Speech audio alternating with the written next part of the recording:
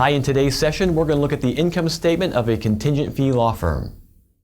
This is part 1 of 2, where we'll walk line by line through an income statement. Be sure to watch for part 2, in which I'll explain the 3 crucial items that should not appear on your income statement. The appearance of any one of these 3 has the potential for causing significant financial and ethical risk to you and your firm. Let's begin our review, and we'll start with the formula for an income statement, which is income minus expenses equal profit. Of course, if the expenses are more than the income, we have a loss, and it's because of this that an income statement is sometimes referred to as a profit and loss statement or a P&L.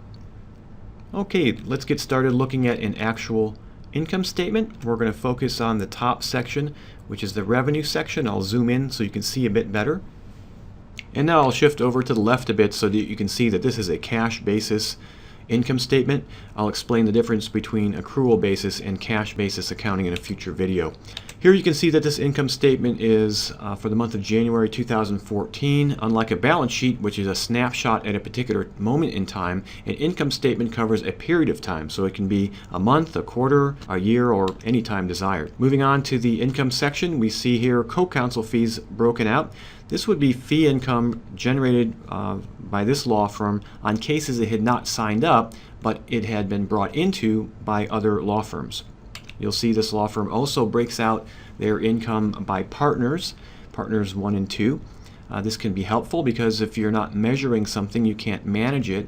Another helpful way to break out income can be by case type. We see that quite frequently. So adding up the income for all of these sources, we see the gross profit total is $118,243. Now I'm going to zoom out, and we're going to focus on some of the expenses, the top half of the expense section. And we'll go through this part fairly quickly. Most of this is fairly routine. We have marketing and advertising, bank service charges probably on their checking account, business license and fees, computer and software expense, CLE expense, donations and charitable gifts, dues and subscriptions. Then we have insurance broken out by life insurance on the partners and PLP insurance for a total of $400. We also have an interest expense entry, probably interest on their line of credit with their bank, office supplies. Then we have some payroll expenses, and these are broken out by health insurance premiums, payroll taxes, salaries and wages for the non-partner employees, and then salaries and wages for the officers, for a total payroll expense of $35,166. And now I'll zoom back out, and we will change our focus moving toward the bottom of the expense section. Picking up where we left off, we have postage and delivery, professional fees broken out by accounting and legal services paid for, total professional fees of $425.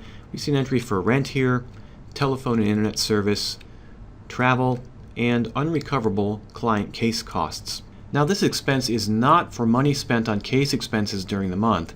It's the amount of case expenses on cases that were lost or abandoned during the month, such that the firm no longer has the hope of being reimbursed from those cases for the expenses. More on case expenses in part 2 of this video. Okay, let's move on now to a calculation of the net income. And the formula for that, once again, is total income from above, $118,243, minus our total expenses of $54,569.38, gives us a net income of $63,673.62. Well, that's all for today, but remember to stay tuned for part 2 of this video, in which I will dig into the 3 crucial entries you do not want to see on your income statement. Thanks for watching. Send your questions or comments to Michael at mike@howdavidbeatsgoliath.com.